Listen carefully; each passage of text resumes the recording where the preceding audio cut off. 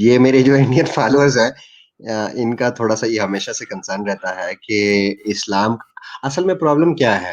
Problem یہ ہے کہ میں اس کا تھوڑا سا بیک گراؤنڈ بتا دیتا ہوں. بیک گراؤنڈ آپ کو بھی معلوم ہے اس چیز کا کہ میں نے ایک دفعہ ویڈیو بنائی تھی آج سے کوئی 3-4 مہینے پہلے غزوہ ہند کے کانسیپٹ کو کاؤنٹر کرنے کے لیے, اور پھر میں نے اس کو میں تھوڑی سی بہت باتیں کی تھی. میں بڑا سرپرائزڈ ہو گیا تھا کہ وہاں پر جو انڈین مسلم ہیں انہوں نے مجھے کوئی ٹکا کے گالیاں دی ہیں.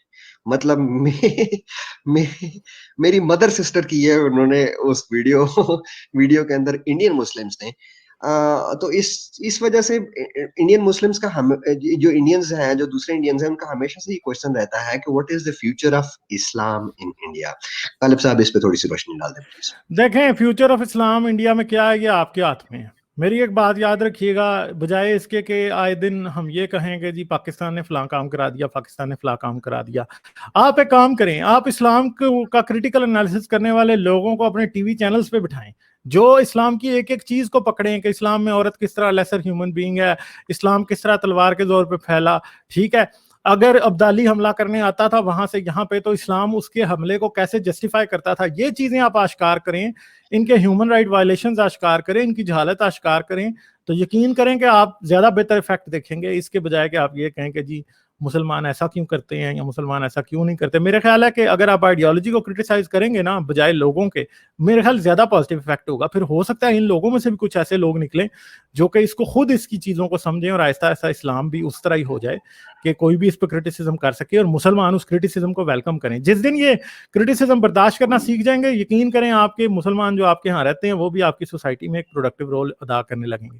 باقی فیوچر کیا ہے دیکھیں, مجھے ابھی تو جو ایک مذہبی نفرت ہے وہ انڈیا میں بڑھتی ہوئی نظر آ رہی ہے. ٹھیک ہے, اب اس کو کیسے ہینڈل کرنا ہے یہ آپ کی گورنمنٹ کی, آپ کے عوام کے ہاتھ میں ہے. اب میں کئی دفعہ جب میں ان چیزوں پہ کمنٹ کرتا ہوں تو لوگ یہ کہتے ہیں جی آپ انڈین پالیٹکس کو نہیں سمجھتے تو آپ کیوں کمنٹ کرتے ہیں. تو بات یہ ہے کہ میں انٹرنیشنل پالیٹکس کو تو سمجھتا ہوں نا, ویسے میں پالیٹکس کو تو سمجھتا ہوں نا کہ پالیٹکس کیا ہوتی ہے اور کیسے کی جاتی ہے.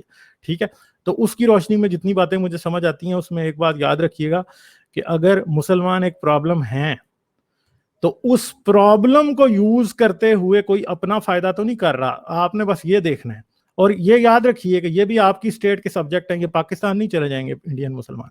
آپ نے کسی نہ کسی طریقے ان کو سدھارنا ہے, کوئی طریقہ آپ نے نکالنا ہے, کوئی افیکٹو طریقہ ہوتا ضرور ہے آپ کے پاس. زہر جسم میں جب پھیل رہا ہوتا ہے نا تو کوئی نہ کوئی طریقہ ضرور ہوتا ہے کہ اس کو کر دیا, اس کو قابو کر لیا جائے. ایسے نہیں ہو سکتا کہ زہر پھیل رہا ہے جسم میں تو آپ نہیں ٹانگ کاٹ دیں, پھر مزید پھیل رہا ہے آپ دوسری ٹانگ کاٹ دیں. ایسے نہیں ہوگا, آپ کو کسی نہ کسی طریقے تو چلنا پڑے گا نا, کوئی نہ کوئی طریقہ نکالنا پڑے گا. تو نکالنے کا طریقہ یہی ہے کہ tolerance is the first step towards a better India, towards a better India. اور آپ کو دیکھنا ہے اور یہ یاد رکھیے گا کہ آپ کو کوشچن اسلام کو کرنا ہے. جس دن آپ اسلام کو کوشچن کرنے شروع ہو جائیں گے نا اس دن آپ کو مسلمان خود ہی بیک فٹ پہ نظر آئیں گے, کیونکہ ان کے مذہب میں اتنی غلاظت ہے, اتنا گند ہے کہ آپ نکالنا شروع کر دیں گے. ان کے پاس جواب, میں آپ کو گارنٹی دیتا ہوں ان کے پاس جواب کبھی ہو ہی نہیں سکتا, کیونکہ کس بات کا جواب دیں گے. یہ ہر بات, ہر ایک چیز ہی تو گند ہے, آپ جو بھی پتھر اٹھائیں گے نیچے سے غلاظت نکلے گی.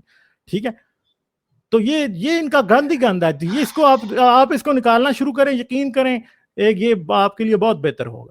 تو یہ دیکھیں آپ نے کہاں سے اس چیز کو شروع کرنا ہے. کوئی نہ کوئی اسٹیپنگ سٹون ہونا چاہیے جہاں سے آپ کو اسلام کے اوپر کرٹیسزم کرنے والے لوگوں کو سامنے لے کے آئیں, ان کو پروٹیکٹ کریں, انڈیا میں انہیں پروٹیکشن پرووائڈ کریں اور ان کو سامنے لے کے آئیں تاکہ یہ مذہب ننگا ہو.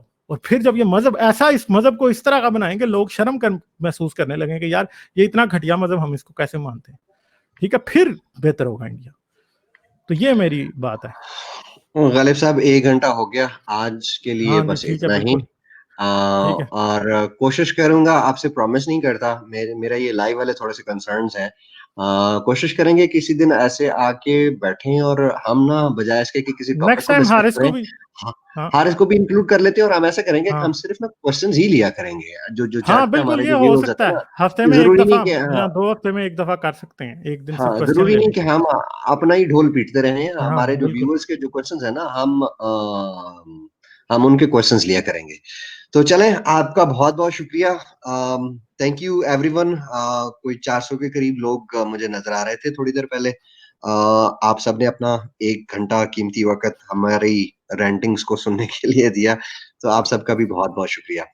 تھینک یو غالب چلیں جی, صاحب. Thank you very much. ہم اینڈ کرتے ہیں براڈ کاسٹ, پھر آپ سے ملیں گے. Okay, thank you.